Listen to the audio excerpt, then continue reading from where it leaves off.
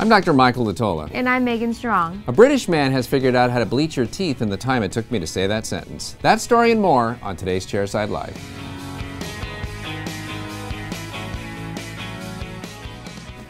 Welcome to episode 28 of Chairside Live. Megan, how are you? I'm awesome. How are you? I'm doing fantastic. Thank you for asking. We've got a nice episode for you today. We have a case of the week, actually two of them. I was walking through our BioTemps department in the laboratory and I saw a couple cases that show one of my favorite things to do with BioTemps, and that's developing Ovate Pontic receptor sites. So I'll share those cases with you at the end, but first we're going to go to a segment that some call Viewer Mail.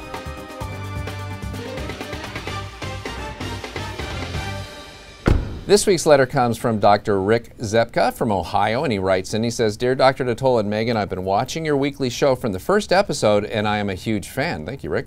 I love it. In all your episodes, I see the plastic triple trays or plastic three-way trays not cut in the posterior. I read a long time ago, I don't remember where, that when a patient bites down on a plastic triple tray, that the tray may be distorted when they bite down and have memory and flex back when they release, therefore distorting the final impression. I therefore now take my impressions by cutting or totally removing the posterior section of the tray. My crowns have been fitting wonderfully. Is this something that only I do, or is this widely done, or not an accepted technique? Well, Rick, first of all, let me say that if your crowns are fitting wonderfully, do not change anything you are doing. I mean, don't change brands of impression material, don't change trays, don't. If things are falling into place, remain steadfast and do not experiment, because I've done that before and it's always painful when things get out of whack and things aren't fitting anymore. I agree with you that if a patient bites down on the tray while the impression's setting, that there could be some bounce back afterwards. The thing I don't like about plastic trays is kind of how flimsy they are. And if we were to cut the back off of this, it would become probably even more flimsy. And we need a very stiff material to keep this tray holding its shape. I prefer, if I'm going to use a metal disposable tray, the Quad Tray Extreme from Clinician's Choice. Very little bounce back when I push it together and try to squeeze it because it's a metallic tray, and it's got a very thin posterior bar in the back so that the patients usually don't bite down on that when they bite together.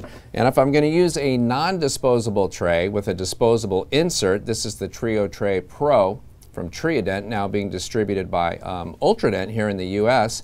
And again, this one doesn't bend at all, which is why it's one of my favorite trays. And it's got a very thin, again, posterior bar in the back. It's got a tall area for the cuspid in the front, so it'll hold the impression material against the tooth. A lot of nice things that I can say about this tray. And yeah, the trays are a little more expensive, but all you're replacing is the insert on the inside of it. And I always make sure with either of these metal trays that we put it in the patient's mouth and we have them bite down into it while the cord's still in place before there's any impression material several times to make sure they can get together. And I check, they bite down on the tray and we check the contralateral teeth to make sure they're all the way together. And in that way we make sure that they're going to be able to do it and replicate that once we put the impression material on the inside. So even though my preference, or for somebody looking for a new tray, is to refer them to one of these two metal trays, if you're using the plastic double arch trays and cutting the back and getting great clinical results, please don't stop and don't change that technique at all. In fact, Rick also has a follow-up question. He says, every once in a while taking a triple tray impression, a patient does not bite properly. If the impression is acceptable but the bite's off, I normally take a bite and send it in with the impression. Does this work for the lab, or would you guys prefer a whole new triple tray impression?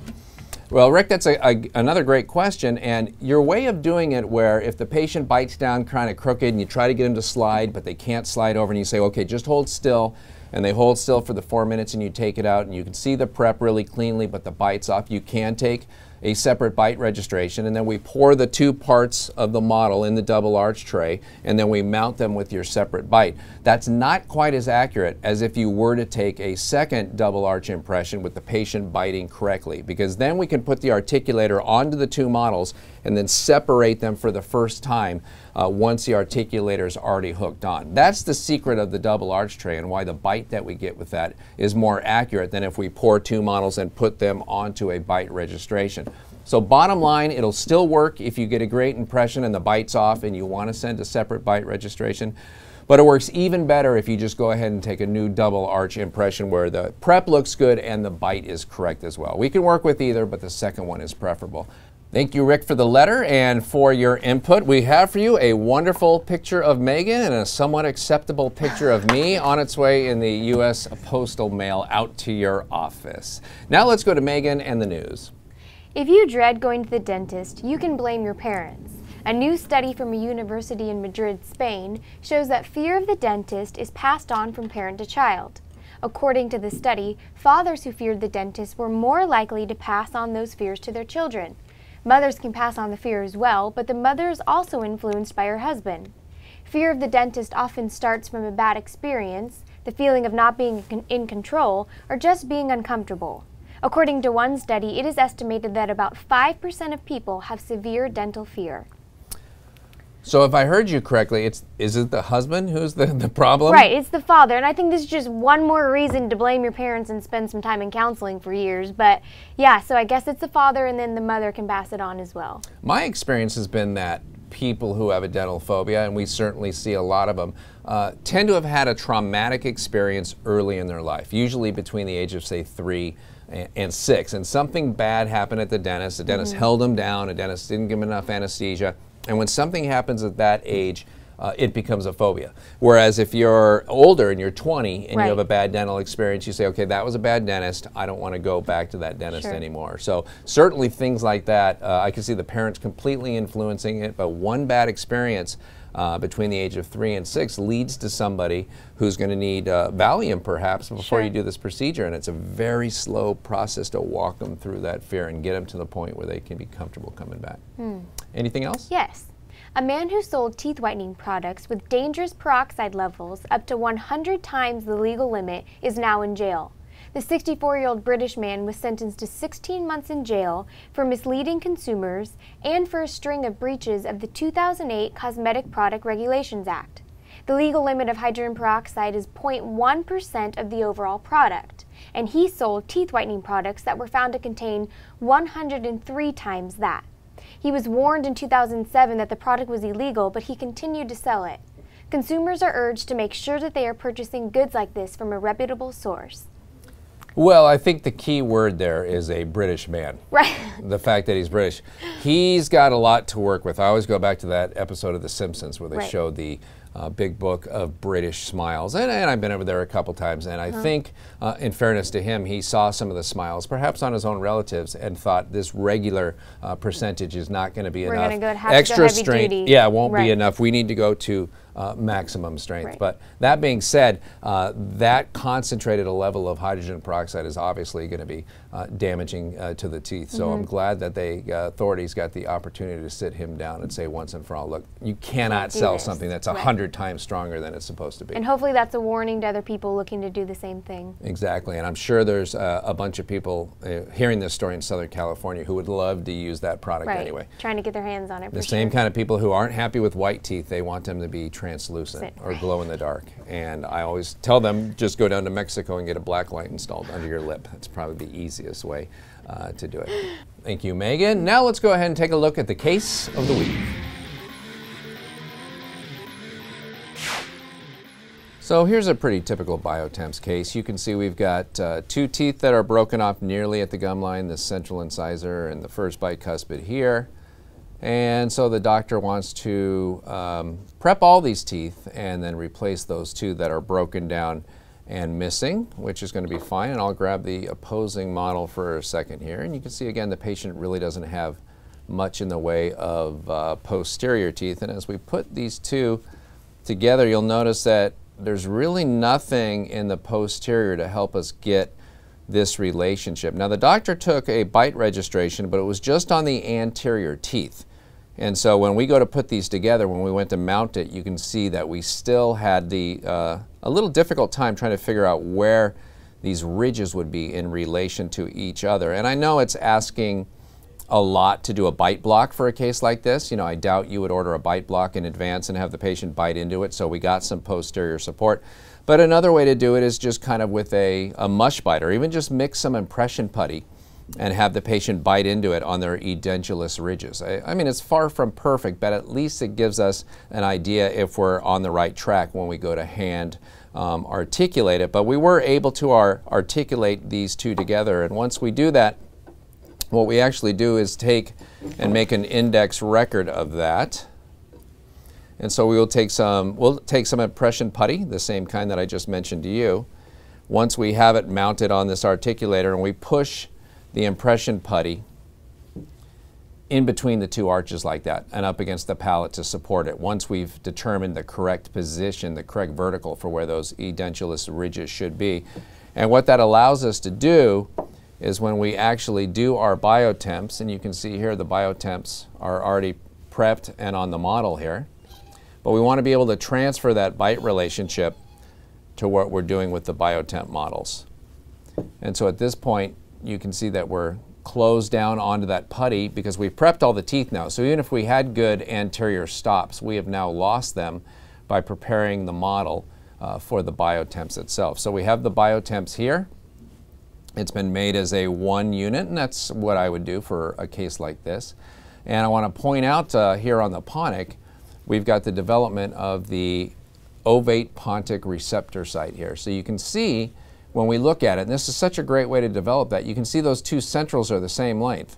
And keep in mind that tooth number 8 is an abutment, as you'll see there, and tooth number 9 is a Pontic, but we want to make sure that when they're sitting on the tissue, these gingival levels are the same on teeth number 8 and 9, because that's really important for the overall aesthetics of this case. So as we put it back onto the model itself, you can see that what they've had to do, we've now achieved that. 8 and 9 are the same length at the gingival margin, but to do that, we had to socket this model. And we tend to go about 5 millimeters into the tissue. You've probably seen some videotapes where I've gone in before and created that ovate Pontic receptor site if the extraction had been done years ago with either a hard tissue laser, or I can do it with a diode laser. I can do it with a round burr once we get to the bone, or you can do the whole thing with a round burr as well, creating this ovate Pontic receptor site if you've got a full ridge there.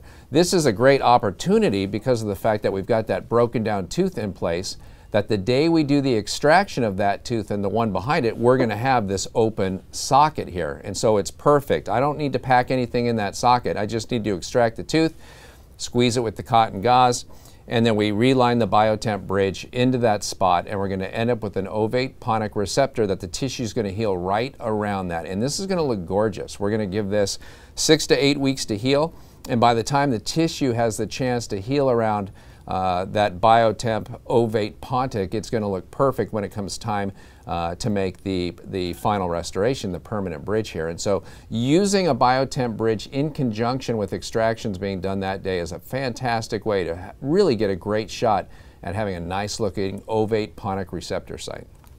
The second case I picked up is another fairly typical BioTemp case where we've got a broken off tooth that's going to be extracted, and actually due to periodontal reasons, the dentist is also going to take out the other 3 incisors, so all 4 of those teeth are going to be missing. And if we look at what we received from the dentist, we have this lower model and we have our upper model.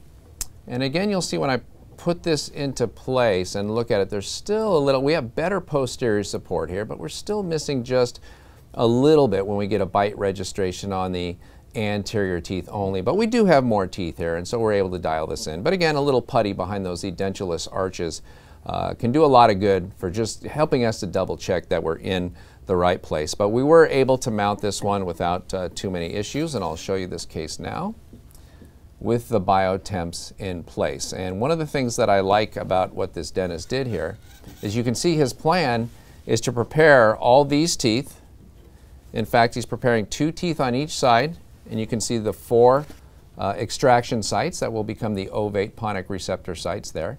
But you can see that these 2 teeth have remained unprepared. So the doctor's going to prepare everything except for these 2, and that's really smart in a case like this. If you don't do a lot of full mouth cases or full arch cases throughout the year, and just looking at the numbers of crowns that we get in, we can see most of our dentists don't do a lot of those cases. Most of what we get in here at the lab, and most of the dentistry that's done, are 1-unit crowns and maybe 2 single-unit crowns next to each other. So what this doctor has allowed for himself is a centric stop. So during this entire procedure, during the provisionalization, well, he relines the BioTemp.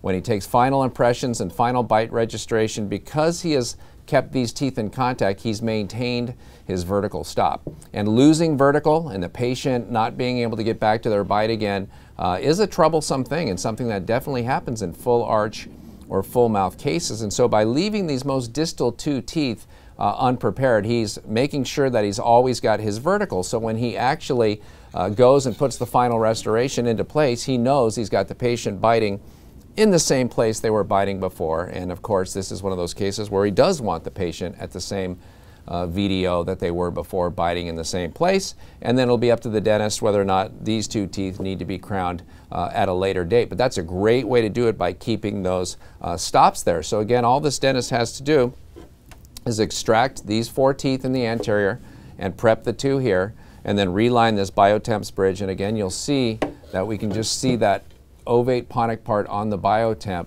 just slipping into those extraction sites.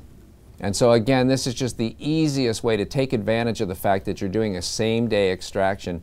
Just such an easy way to really create a natural looking emergence profile, where it'll look like the pontics on this bridge are literally growing right out of the tissue, because they are. I mean, there's no root there, but they're coming right out of the tissue. Obviously not as important on a set of lower anteriors as it is on upper anteriors, but you might as well have it look good as long as you're doing it for the patient. They're going to at least look at it once while they're in your office. So BioTemps, one of the great indications for me is to use them at the same time, the date of extraction, to create some beautiful ovate Pontic receptor sites.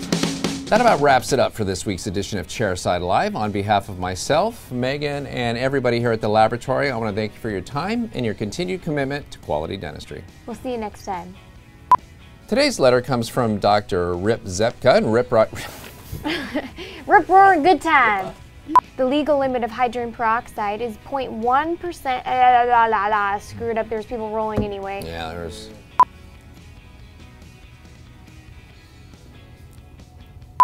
On behalf of all of us here at the lab, that about wraps it up. Oh, goodness.